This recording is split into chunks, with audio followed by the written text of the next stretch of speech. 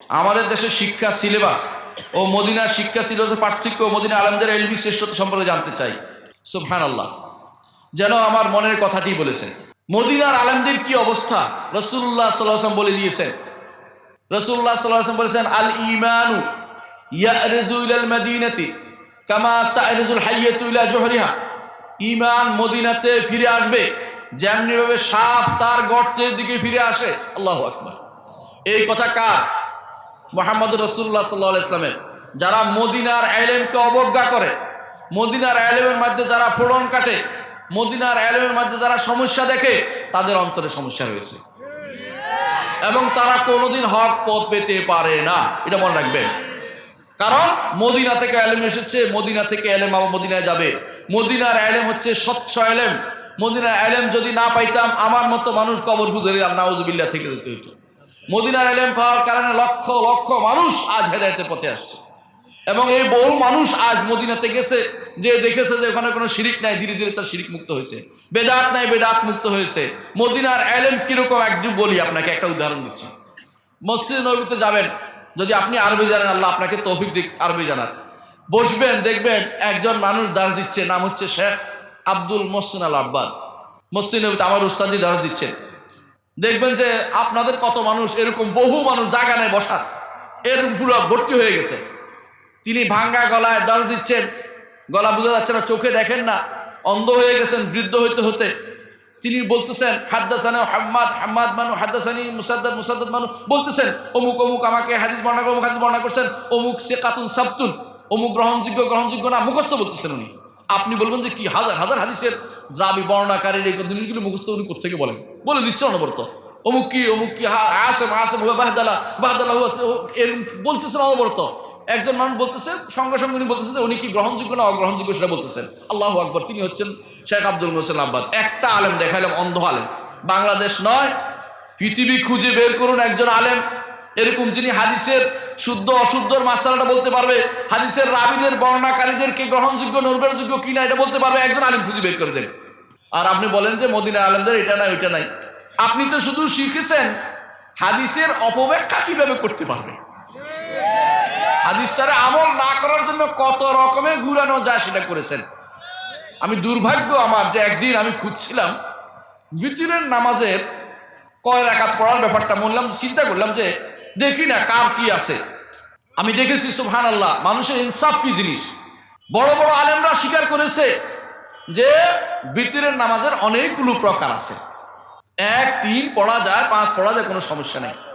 সুবহানাল্লাহ, একজন মানুষকে দেখলাম, নাম বলবো না, বাংলাদেশের প্রথিতযশা আলেম, তিনি এটাকে সবগুলি বর্ণনাকে ঘুরাইয়া ফিরাইয়া 3 রাকাত বানাইছে।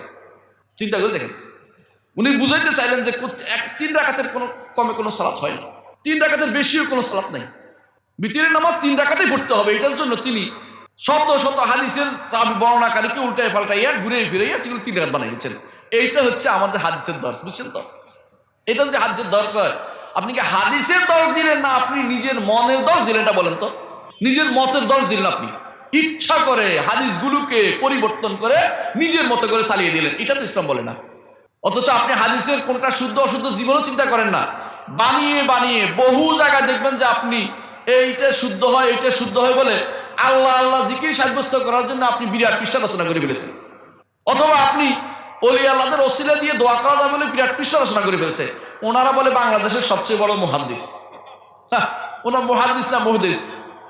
অথচ মদিনায় যে ওই আমার আলেমের সামনে বসতে বলেন, একটা ইবাদত পড়তে বলেন, সাহস থাকলে একটা ইবাদত শুদ্ধ পড়ে দেখুন, ওখানে যে শুদ্ধ করে ইবাদত পড়তে পারবে না। আরে কে কোন মানুষ মুখস্থ বলতেছে, চোখে দেখে না, এই মানুষটার সামনে একবার বসে দেখুন, কোন দিক দিয়ে আপনি তাকে তাড়াবেন, কোন দিক দিয়ে আপনি তাকে দূর করবেন, না আকীদায় না মানহাজে, কোন দিক দিয়ে তাকে আপনি করতে পারবেন না। তার কাছ থেকে আমরা আকীদা পড়েছি, তার কাছ থেকে আমরা যেমন পড়েছি হাদিস পড়েছি, তার কাছ থেকে আমরা ফিকহ পড়েছি, তাদের কাছ থেকে আমরা সবই পড়েছি। তারা কোনোদিন বাড়াবাড়ি করে হারাহারানি যায় নাই। হ্যাঁ, ইসলামের মধ্যে এই মতটা আছে, এই মতটা ইমাম আবু হানিফা রাহিমাহুল্লাহ বলেছেন, এটা ইমাম শাফিঈ বলেছেন রাহিমাহুল্লাহ বলেছেন। কোনোদিন কারোর উপরে তারা আক্রমণ করেন না। কিন্তু আপনি পাইলে অপর গোষ্ঠীকে সব প্রেরণা বলেছে, আমাদের বিপরীত পক্ষ, আমাদের শত্রুরা বলেছে, এরকম কথাবার্তা আপনার মুখ দিয়ে বের হয়, আপনার বইতে লেখা হয়। কেন লেখা হয়?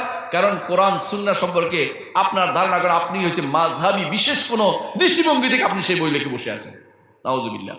এই জন্য মদিনার আলেমদের রাসূলুল্লাহ সাল্লাল্লাহু আলাইহি ওয়াসাল্লাম বলেছেন, একটা সময় আসবে যখন মানুষ ঈমান, হ্যাঁ হাদিসটা কেউ দুর্বল বলেছেন, আমি এখানে বলছি আবার কথা বাড়া উঠবে যে এক সময় আসবে মানুষ খুঁজতে থাকবে ঈমানের বিষয়টা কোথায় আছে, কিন্তু যেভাবে মানুষ দুনিয়া খুঁজবে শেষে মদিনা আলেম চেয়ে বড় আলেম কেউ পাবে না। এটাও একটা হাদিস, কিন্তু কেউ দুর্বল বলেছেন, কিন্তু কেউ হাসান বলেছেন। কিন্তু আমি বলতে চাচ্ছি এটাই, মদিনার আলেমরা সহিহ হাদিস যেটা আসছে সেটা যে রাসূলুল্লাহ সাল্লাল্লাহু আলাইহি ওয়াসাল্লাম বলেছেন যে ঈমান মদিনায় ফিরে আসবে যেমনি ভাবে সাপ ঘুরে ঘুরে তার গর্তে আসে, দুনিয়া ঘুরে যায়, তারপর গর্তে কেন আসে? গর্তে আসে এই জন্য যে তার আসল জায়গা এটা, অন্য কেউ নিচ্ছে না। মদিনাতে গেলে ঈমানের লোকেরা, ঈমান যারা তাজা করে তাদেরকে আপনি পাবেন।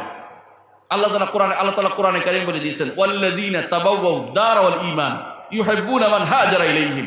মদিনায় গেলে শুধু এটা নয়, আপনার মেহমানদারি বেড়ে যাবে, আপনার মন বড় হয়ে যাবে।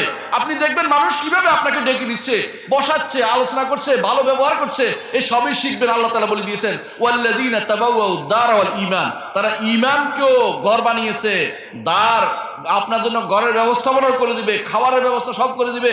এটা হচ্ছে মদিনা। অথচ মদিনার এলেমের বিরোধিতা করার জন্য একজন মানুষ বসে আছে আর বলে যে মদিনার এলেম না, এলেম অমুকখানে পাওয়া যায়। অমুকখানে কোত্থেকে আসলো? যদি নিজেরা তৈরি করে থাকে ওই এলেমের আমাদের দরকার নেই। যদি মদিনার এলেম হয় তো আসল জায়গা থেকে নিতে অসুবিধা কোথায়? সেখান থেকে এলেম অর্জন করুন।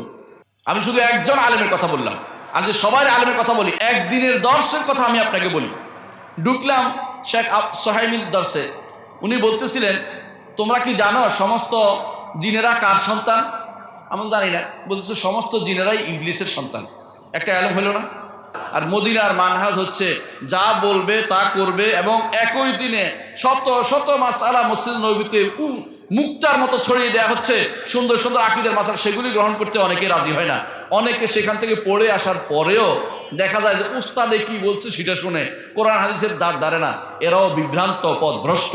এদের থেকে হেদায়েতের কিছু পাওয়ার কোনো আশা করা যায় না। যেখানে মদিনায় গেলে যারা হেদায়েত নিতে পারেনি তাদের থেকে আপনি কোথায় হেদায়েত পাবেন? তাই কি দিল্লি থেকে হেদায়েত আনবে না পিন্ডি থেকে হেদায়েত আনবে? হেদায়েত নিতে হলে অবশ্যই মদিনা থেকে হেদায়েত নিতে হবে।